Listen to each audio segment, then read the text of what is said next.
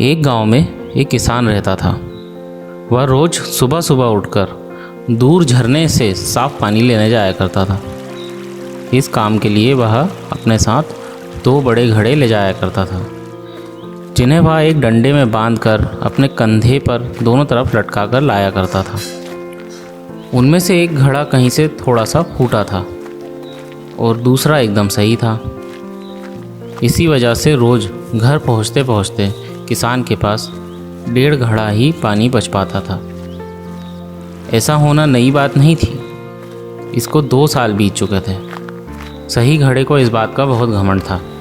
उसे लगता था कि वह पूरा का पूरा पानी घर पहुंचाता है और उसके अंदर कोई भी कमी नहीं है। अरे भाई फूटे घड़े, तुम्हारी वजह से किसान की मेहनत ख़राब हो जाती है।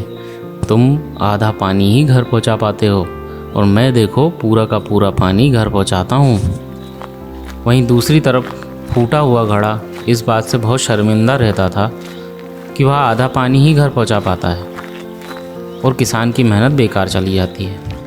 एक दिन की बात है, वह बहुत दुखी और उदास था। जब परेशानी हद से बढ़ गई तो उसने फैसला किया कि वो किसान से माफ़ी मांगेगा। फूटा घड़ा किसान से बोला, मैं बहुत शर्मिंदा हूँ, मैं आपसे माफ़ी मांगना चाहता हूँ। तो किसान ने पूछा, भाई तुम किस बात पे शर्मिंदा हो?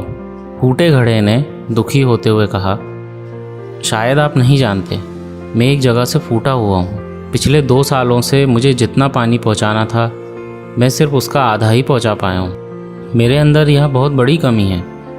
इस वजह से आपकी मेहनत बर्बाद होती रहती है। किसान को घड़े की बात सुनकर बहुत दुख हुआ और वो बोला, इतना परेशान होना भी ठीक नहीं है। चलो मैं तुम्हारी उदासी दूर करता हूँ। एक काम करना, कल जब तुम रास्ते से लौटो तो अपने टपकते पानी पर दुख करने के बजाय उस रास्ते में खिले हुए फूलों को देखना। कितने खुशबूदार, कितने खूबसूरत, कितने प्यारे, और साथ ही पास में छोटे छोटे पौधे देखना। अगले दिन किसान फिर झरने की तरफ चल पड़ा। वापस आते समय फूटा घड़ा रास्ते भर सुंदर फूलों को देखता हुआ आया। ऐसा करने से उसकी उदासी तो थोड़ी कम हुई, पर घर पहुंचते पहुंचते उसके अंदर से आधा पानी गिर चुका था। वह फिर से मायूस हो गया और किसान से क्षमा मांगने लगा। मुझे क्षमा कर दीजिए, आज मैं फिर आधा घड़ा ही पानी पहुंचा पाया।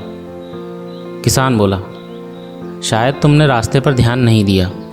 रास्ते में जितने भी फूल थे बस तुम्हारी तरफ ही थे। सही घड़े की तरफ एक भी फूल नहीं था। जानते हो ऐसा क्यों? क्योंकि मैं हमेशा से तुम्हारे अंदर की कमी जानता था। मैंने उसका लाभ उठाया। मैंने तुम्हारी तरफ वाले रास्ते पर रंग बिरंगे फूलों के बीज बो दिए थे।